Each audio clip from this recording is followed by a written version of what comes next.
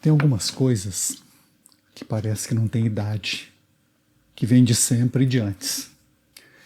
Eu fico pensando muitas vezes nisso.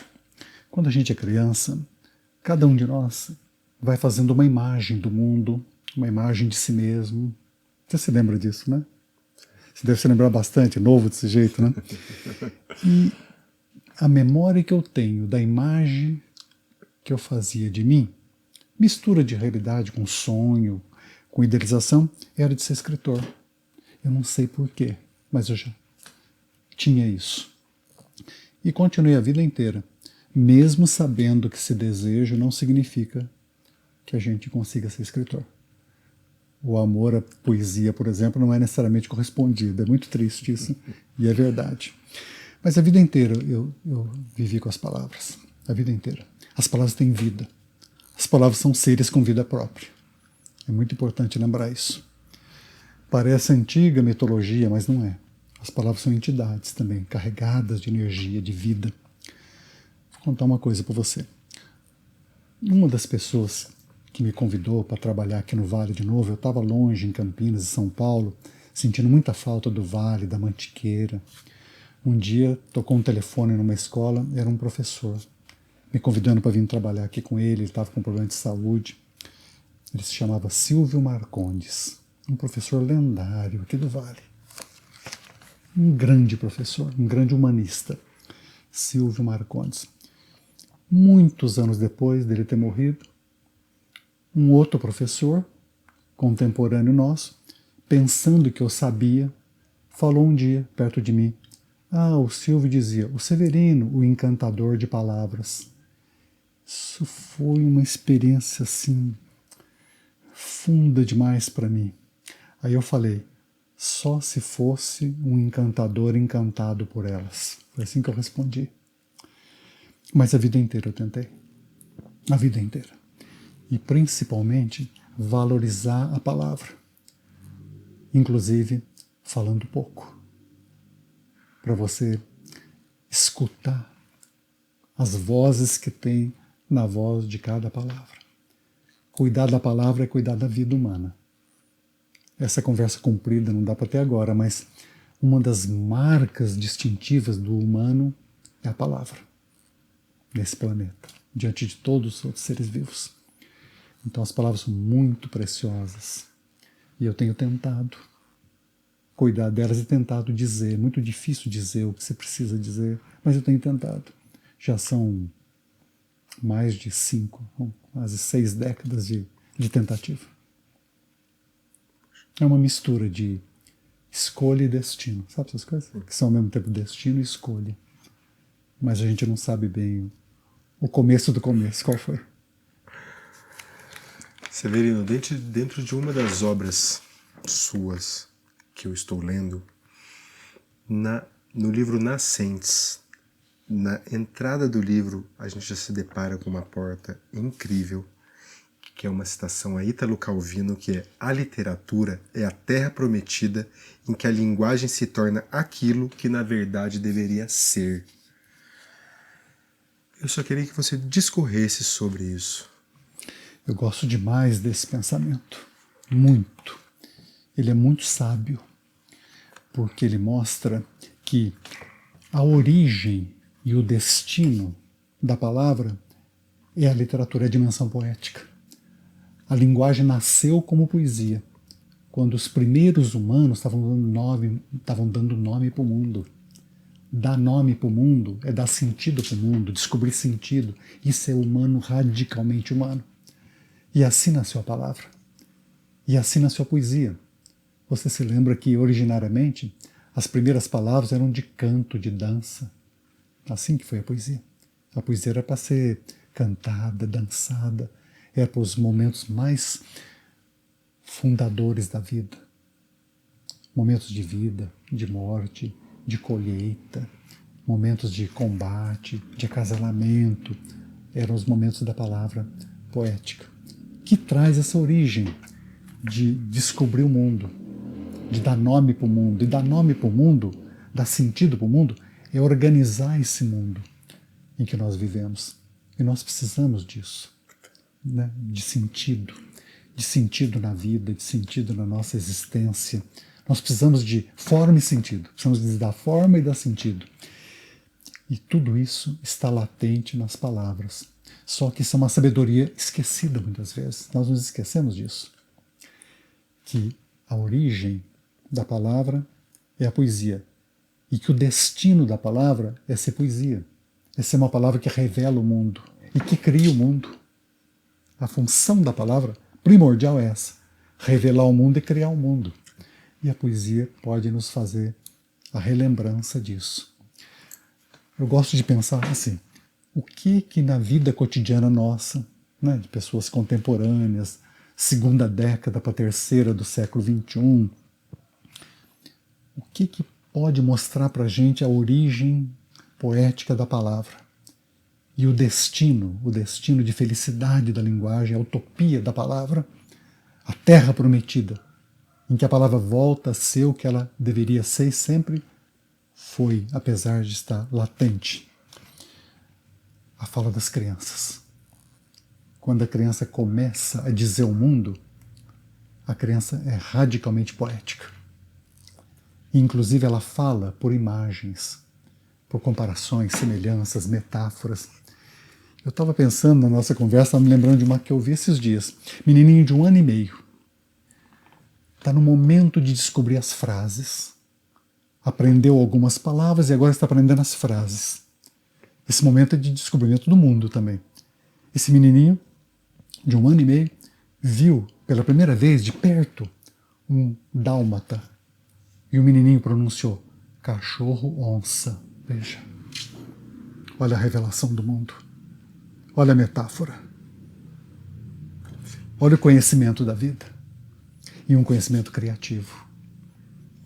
Na fala da criança, a linguagem é de novo dar sentido para o mundo, descobrir sentido no mundo. E ao mesmo tempo ela é pensada e sentida. Ela é sentimento e inteligência. Por isso que é tão importante a fala da criança. Posso dar mais um exemplo que eu vi esses dias? Numa terra seca, num chão calcinado, umas crianças descobrem um pedaço de osso muito estranho, com uma forma diferente, estranha, ninguém sabia o que era. Uma menininha perguntou assim, será que é uma estrela que caiu do céu? Isso é radicalmente poético. Não é mesmo? Posso dar mais um exemplo? Da origem da palavra, como poesia, e do destino último da palavra, que é voltar a ser dimensão poética. Imagine um menino, um pouquinho mais de 7 anos, puxando a perna do adulto, querendo ir para fora, para um gramado. O adulto resiste, depois vai. O menino pede para deitar no chão, de braços abertos, e ficar olhando o anoitecer. As primeiras estrelas. Agora a palavra. A palavra agora, origem e terra prometida. O menino pergunta assim, quem que é a peixa mãe de todas as estrelas? A peixa mãe das estrelas. Olha aí, a poeticidade, a utopia da palavra. A palavra voltando a ser o assombro com o mundo, o espanto com o mundo. O alumbramento. O céu é um grande mar, né? As estrelas. E como tem no mar o peixe-mãe, lá tem a peixa-mãe. Isso é literatura, isso é a fala das crianças. A criança é naturalmente poética. A gente precisaria escutar isso, acolher, preservar. Eu tenho tentado fazer isso grande parte da minha vida, junto com a Kátia. A Kátia sempre trabalhou com crianças. Vários livros nossos têm sido isso, de escutar as crianças. Recebemos falas de crianças de toda parte do Brasil, de fora do Brasil, coisas belíssimas que mostram que a palavra precisa da sua plenitude expressiva, que é a poesia. A palavra não pode ser banalizada, não pode ser mediocrizada, não pode ser estereotipada. A palavra é vida, como a cultura é vida. Posso dar só mais um exemplo? Um menininho de 5 anos, longe daqui de nós, longe, a milhares de quilômetros de nós. Milhares de quilômetros de nós. O menininho foi convidado a falar sobre a escola. Ele falou assim, que o momento mais feliz dele era o recreio. Aí ele falou assim, recreio, a árvore carregada de amigos. Olha a poesia de novo. Olha a utopia da palavra. Não é? A terra prometida. A infância revela isso. E quando a gente fica adulto, a gente perde muito disso. E aí, como é que faz para reviver isso? Pela literatura, pela arte, pela poesia, música, dança, cinema, por isso que é tão importante. Né? Severino, você também é um educador, além de escritor. Sabemos, enquanto educador, um educador ele busca a melhoria social e cultural de uma determinada sociedade. Mas perante isso, se depara com inúmeros muros. Quais são as utopias do educador Severino Antônio? Olha, é interessante que são também utopias assim, de vida inteira. Vamos pensar a educação como você disse, educação é formação humana, é encontro humano, é transformação humana, é criação do mundo humano. Isso é educação. Porque é você ajudar a formar sujeitos, se ajuda a formar a realidade humana, se ajuda a formar o nosso destino.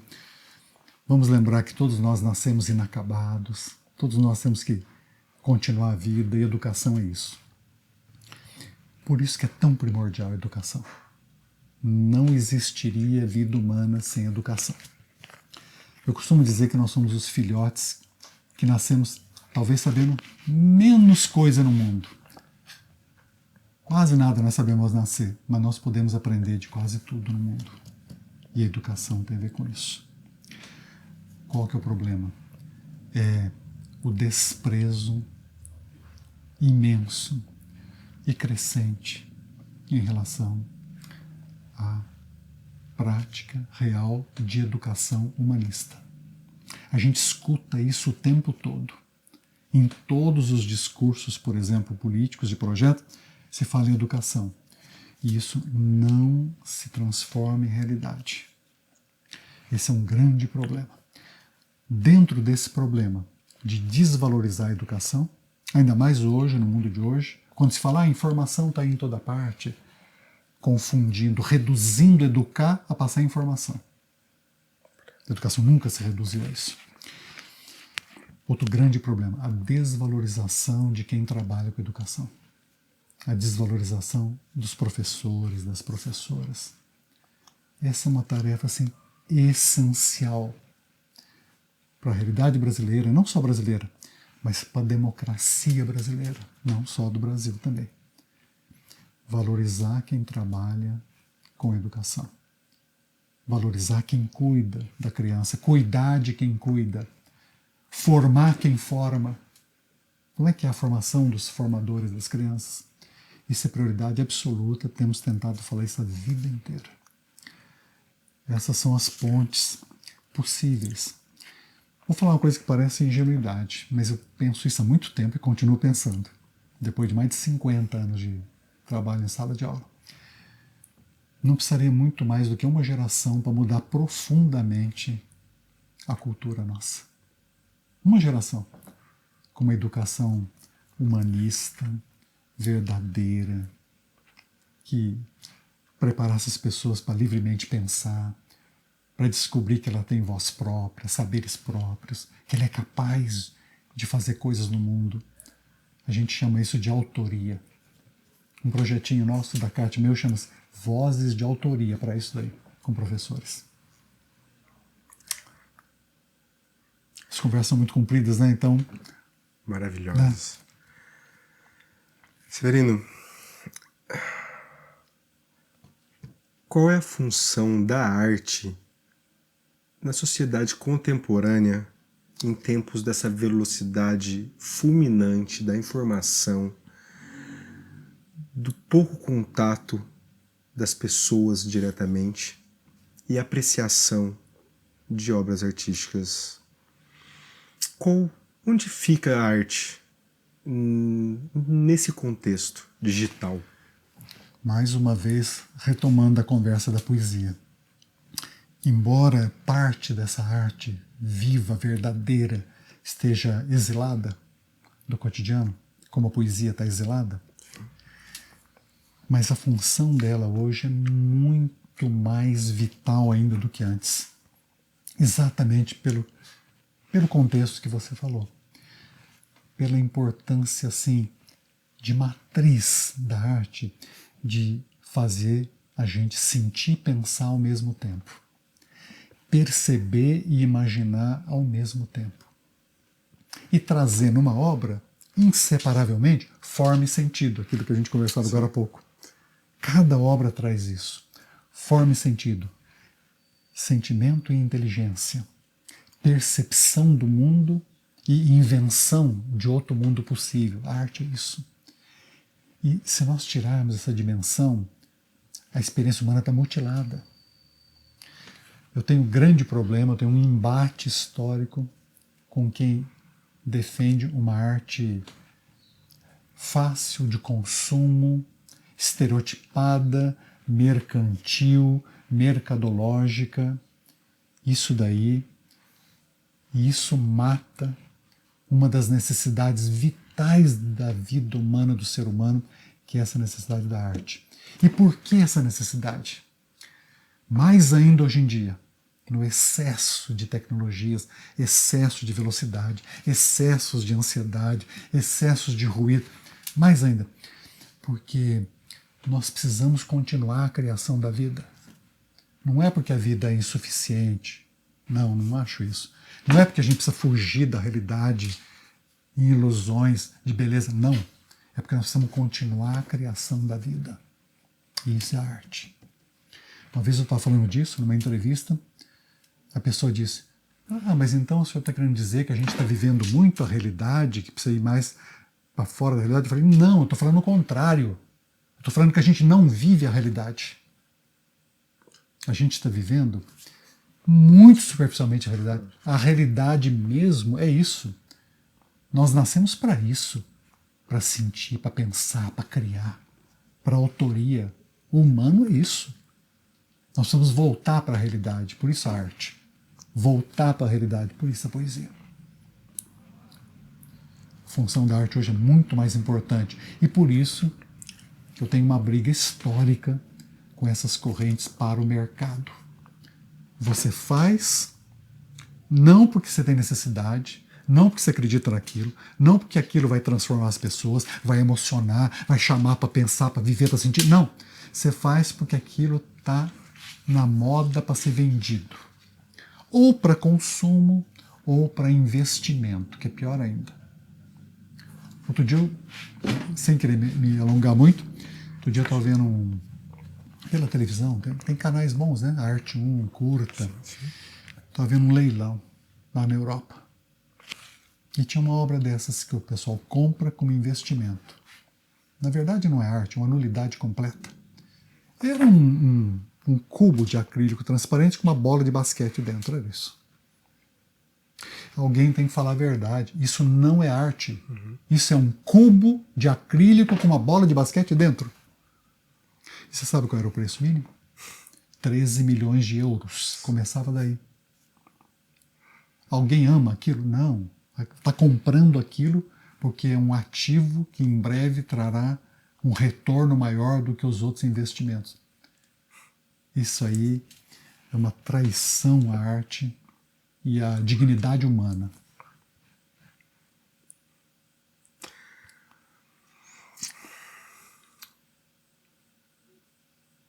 Qual é a influência do Vale do Paraíba na obra e na arte do Severino Antônio? Olha, Rafael, eu sempre me pergunto de onde eu falo, eu sou do Vale do Paraíba. Depois eu falo, Cachoeira Paulista. A vida inteira, viu? Há décadas eu falo isso. Eu fico contente de falar isso, eu sou do Vale do Paraíba, Cachoeira Paulista. Aí eu falo, olha, fica entre Minas e o mar. Somos nós? Somos nós. Fica entre o Rio e São Paulo. Fica ao lado, entre duas grandes serras, ao lado aquele Vale do Paraíba. A vida inteira isso aí foi decisivo para mim. eu sempre que eu estou aqui, eu fico olhando para a mantiqueira. Eu procuro que a primeira imagem do dia para mim seja olhar para a mantiqueira. Então foi muito grande. Principalmente a beleza natural, a poética natural da natureza, do vale, e também pessoas, as pessoas. Há uma grande poesia não reconhecida, desconhecida nas pessoas, principalmente as mais anônimas, as mais não reconhecidas. Por isso que eu fiz aquele livrinho que eu falei para você, algumas histórias.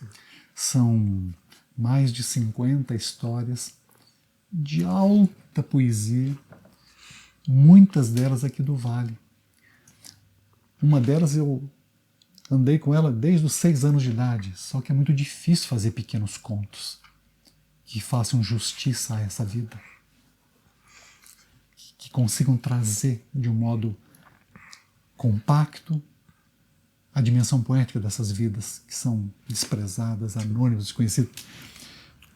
A história mais antiga, esqueci de dizer, todas as histórias reais, por isso que o Vale é tão importante para mim. Dessas 50 e poucas histórias, muitas são do Vale, inclusive a mais antiga.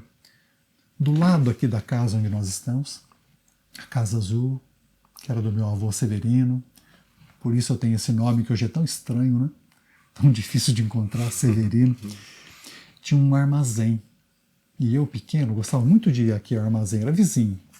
O armazém era um lugar do mundo, de todas as pessoas. Imagina, as pessoas iam lá e ficavam conversando. Todas as classes sociais, porque o armazém vendia de tudo. Um balcão enorme. Eu sempre ficava ouvindo as histórias lá.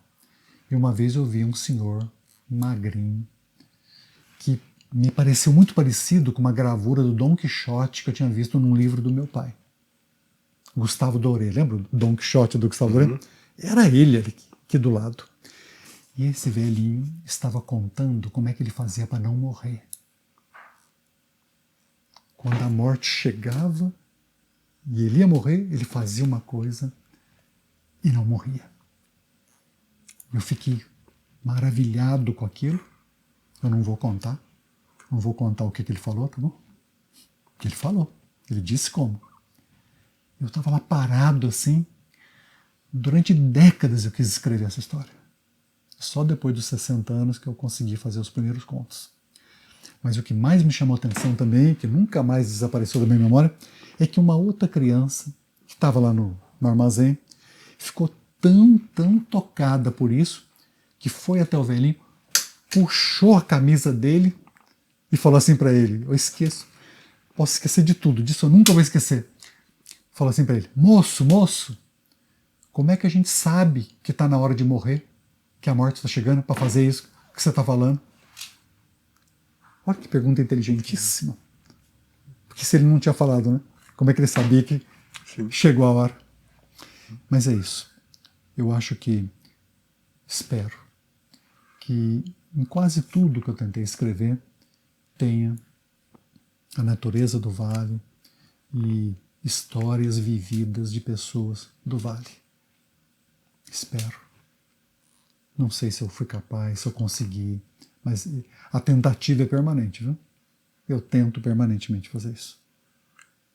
O livro é Algumas Histórias, né? Sim. Você lembra o subtítulo?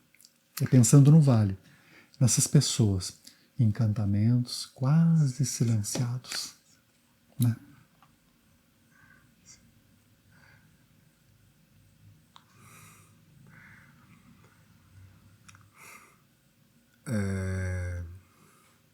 Você teve uma relação de estreita amizade com a escritora Ruth Guimarães.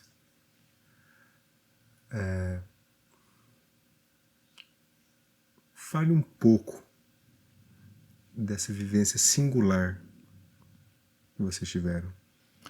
Vou tentar falar um pouco, porque isso é uma vivência muito importante na minha vida.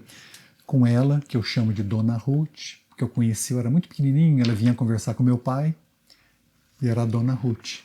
Ela já era uma escritora. E com o Zizinho, esposo dela, Botelho Neto, um fotógrafo magistral, um fotógrafo do rosto humano. Primeiro, eu ficava vendo a conversa dela com meu pai, e dele com meu pai. Depois, ela foi minha professora quando eu fui para o primeiro ano do ginásio, que seria hoje, né? Nós podemos fazer a conta, né? Seria o 6º ano. Professora de português. E aí era muito interessante ver a dona Ruth, as aulas completamente fora de qualquer padrão, os trabalhos completamente inusitados que elas nos pediam. Exemplo, o trabalho que eu fiz com ela, fazer uma lista de pelo menos 50 apelidos de cachoeira. Porque apelido traz a cultura inteira da cidade e o imaginário. Olha que coisa brilhante. Nunca mais vou esquecer isso. E ela era uma personagem, né? Levava os filhos para a aula, entrava para dar aula com uma cesta de vime com um bebezinho dentro. Ficava dando aula com o bebê lá. Minha professora, Ruth Guimarães. Mas a vida dela também foi errante, para lá e para cá. Ficava um tempo em Cachoeira e depois ia para São Paulo, voltava. Nosso contato se retomou. Isso que eu estou contando com 11 anos. Aos 18 eu fui fazer letras, não pude sair aqui da região, fui fazer aqui na Faculdade das Irmãs, que era uma faculdade admirável na época, de letras, uma faculdade brilhante. E o Zizinho, o Botelho Neto, foi também escolheu fazer letras. Nós fomos colegas de classe, ficamos juntos o dia inteiro. E a dona Ruth, às vezes, vinha de São Paulo. Aí começamos de novo a conviver. A partir daí foram mais de 40 anos de convivência muito grande. Conversas e mais conversas, conversas intermináveis, ensinamentos muito grandes, confidências dela. Ela contando o livro que ela passou a vida inteira que iria escrever e não escreveu, chamado O Livro da Bruxa. E que eu digo que ela escreveu porque é a vida dela. É o livro da vida. Então, uma das pessoas assim, ela e ele, pessoas fundamentais na minha vida. Talvez tenham influenciado muito também esse sonho, esse desejo, né, de ser escritor. Ela merece uma conversa à parte, ele também. Parece ficção, mas é tudo real. Dona Ruth existiu, Botelho existiu, andava pela rua aqui em Cachoeira, trabalhou em várias cidades do Vale na cultura, né? Fez muitos livros, inclusive das culturas aqui do Vale. Falando em coisas magníficas, como esses dois personagens, a morada do ser humano é o extraordinário, já dizia Heráclito. Além de um romancista, você também faz ensaios poéticos. Adentra o mundo da poesia. O que é a poesia, Severino?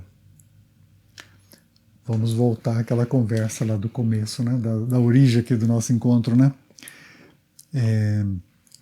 A dimensão mais viva da linguagem, a dimensão mais viva das palavras, é a raiz e, ao mesmo tempo, a utopia da palavra, onde a palavra nasce e o que a palavra mais sonha ser, como a gente estava conversando agora há pouco. Mas eu preciso falar uma coisa. Apesar de ser uma pessoa que tem procurado amar as palavras a vida inteira, mas vai além das palavras. A poesia não é só a poesia na palavra. É que na palavra ela mais se revela. A poesia, de modo algum, pode ser reduzida aos livros de poemas. A poesia é uma dimensão da vida. Acredito nisso a vida inteira. E não é romantismo, viu? O pessoal pensa que eu sou romântico. Não sou, viu? Vou falar para você uma coisa. Eu me considero um realista, um racionalista, viu? Sempre achei que eu sou um racionalista. A poesia é uma dimensão da existência, da realidade. O universo se cria poeticamente. Há invenção, há metáforas em todos os níveis do universo. Em todos. Esses dias eu vi uma folha que uma aluna fotografou e mandou, uma das coisas mais magníficas do mundo. Era uma folha dessas que caem da árvore aqui no vale. Essa folha era de guará. Se olha para a folha, é uma borboleta. Podia ser voando de uma hora para outra. Você chega mais perto, você tira o contorno, é arte abstrata da mais alta qualidade. A natureza inteira se cria poeticamente. Mais do que lógica, é por relação poética, por correspondência, semelhança, por semelhanças que provocam transformações. Há uma elaboração no universo poético. O universo é poético, é de criação.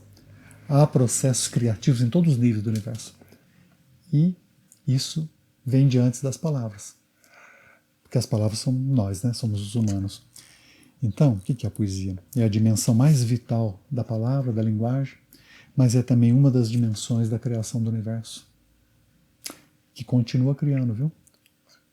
Se eu virar a folha, se eu virar aquela folha, atrás é uma árvore, já viu? Vire uma folha, atrás é a imagem da árvore. E se você for olhar, são as ramificações das nossas veias. E são as ramificações dos rios. A gente não fala assim? A gente fala nervura das folhas e fala ramificação das artérias, não fala? É isso.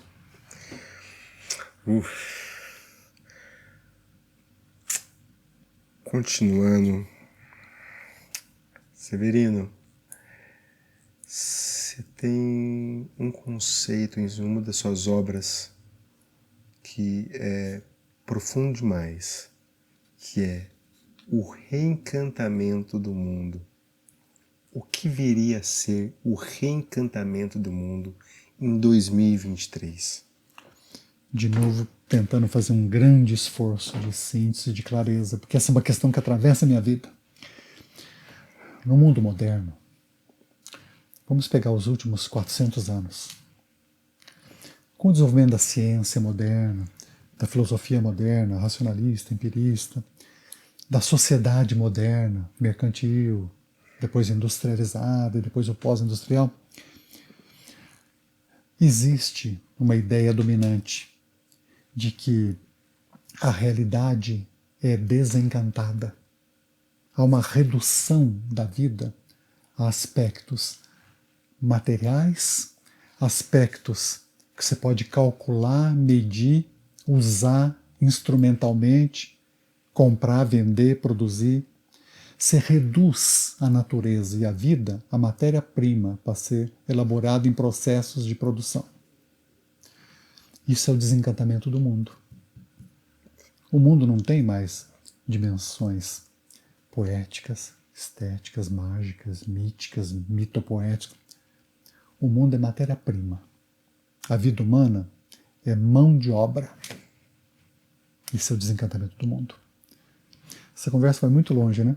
Porque a ciência moderna naquela época, tentou banir completamente tudo que ela não podia quantificar e medir experimentalmente e reproduzir experimentalmente. Você sabe bem isso. Você me contou agora há pouco que fez filosofia, né? Esse é o desencantamento do mundo. Outro desencantamento é de achar que a vida não tem nenhum sentido, que nós humanos estamos abandonados a nós mesmos, num universo que é indiferente ou hostil, que nascemos assim do acaso. E olha a contradição, embora seja um universo rigidamente mecânico e determinista, mas o começo é ao acaso. Isso é desencantamento do mundo. E achar que tudo pode ser mercadoria, que tudo pode ser tratado em termos de mercado e mercadoria, isso é desencantamento do mundo. Não precisa falar muito para perceber a devastação que isso tem provocado. Devastação da natureza, como não tem paralelo na história. Não são só milhares e milhares de espécies ameaçadas, não é isso. É o desequilíbrio profundo do planeta, a ponto de ameaçar a continuação da espécie humana na Terra. Isso não é conversa de apocalipse, é realidade, já faz tempo. Mas não é só da natureza, da vida humana também. Seres humanos desfigurados, fragmentados, partidos, sem voz, sem enraizamento, sem identidade, sem amizade. A crise é muito grande. Claro que não é só isso. Em toda parte tem pontos de vida, de resistência. Um sonho para mim é que esses pontos de resistência pudessem se conhecer, se contactar. Imagina se eles conseguissem se intercambiar. O que é reencantamento? É de novo lutar, não só pessoalmente, mas também com as comunidades, para que a gente possa de novo, livremente, dar sentido para a nossa vida. Livremente, democraticamente. Lembrando que ciência e realidade, isso não é sinônimo de desencantamento. Essas dimensões todas de que eu falava do livro são todas dimensões da vida. São amores, aventuras, descobertas, sofrimento, todas da vida. E cheias dessa paixão, dessa intensidade de sentir, de pensar. Isso é a realidade. A realidade não se reduz à devastação. Dá tempo ainda da gente reverter? Tá por um fio, né? Por um fio, mas ainda dá tempo. Dá tempo.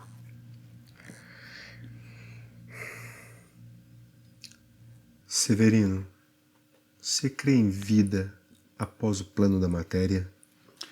Rafael, eu vou responder com o nome de um dos livros. O Visível e o Invisível. Esse, O Visível e o Invisível, é um livro de muitos anos atrás. Ele tem 3 livros dentro dele. Um deles se chama A Redescoberta do Sagrado. O outro livro dentro do Visível e Invisível se chama O Reencantamento do Mundo. Então, essa redescoberta do sagrado é uma das dimensões do reencantamento do mundo.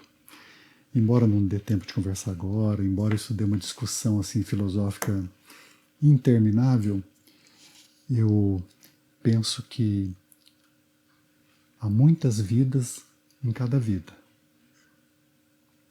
Mas nós viemos de antes e vamos além. Nossa história é mais antiga e vai para além. Nós pertencemos ao que a gente chamaria também do invisível. Aliás, o invisível está dentro do visível o tempo todo. De novo, as crenças mostram isso para a gente. Interminavelmente. Não tenho nenhuma religião oficial definida. Não sei se isso completa a sua pergunta. Minha formação foi católica aqui, nessa casa. Meus tios eram católicos desses muito ardentes, rezavam missa aqui em latim, rezavam as ladainhas em latim. Isso atravessou parte da minha infância, mas não sou católico. Tenho muita admiração por correntes espiritualistas, como, por exemplo, o kardecismo, que foi uma coisa muito bela. Às vezes eu fico pensando como foi possível aquilo ter sido feito 150 anos atrás. Admiro também, vamos dizer assim, nesse sentido, eu procuro conviver com muitas vertentes, mas sem dúvida a matéria é mais que a matéria. Eu falo isso para os meus amigos materialistas. Vocês estão com uma ideia da matéria do século XIX. A matéria é muito mais do que a matéria do século XIX. A matéria tem também o que a gente chama de dimensão espiritual. Mas essa conversa não podemos ter agora, né? Eu escrevo isso, está tudo escrito. Eu acho que a matéria sonha ser gente e falar e se reconhecer espiritualmente. Guimarães Rosa, o quem das coisas. As coisas também são quem, não é só o que. Eu penso nisso, acredito nisso.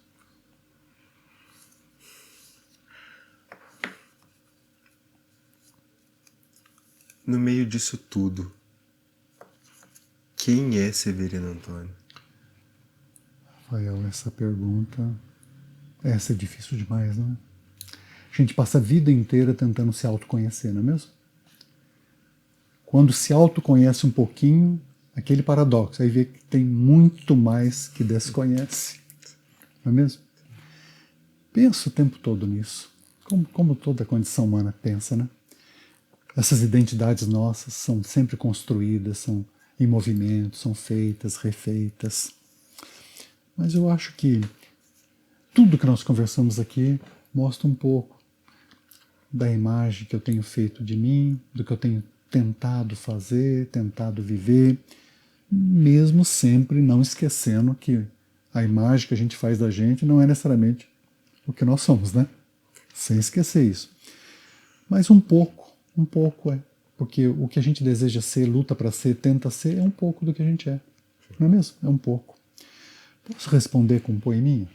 Uma espécie de autorretrato? Por favor. 2 pedacinhos para a gente encerrar, posso? Um deles fala assim: a música dentro das coisas continua. Os dentes envelhecem entre palavras novas. Esse é um poeminha, esse é um autorretrato. Dos 45 anos. Depois o dos 60, para terminar. É aquilo lá, né? O que a gente tenta ser. É um pouco do que a gente é, né? A língua sonha, outros vocábulos para cuidar do que nasce. Eu sou essa pessoa que tenta fazer isso. Tento ser amigo das palavras, amigo das pessoas. Tenho tentado, espero continuar tentando.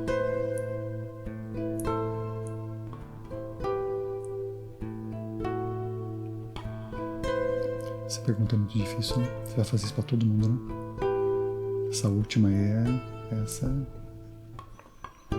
Nossa. Essa vem do seu tempo de filosofia, né?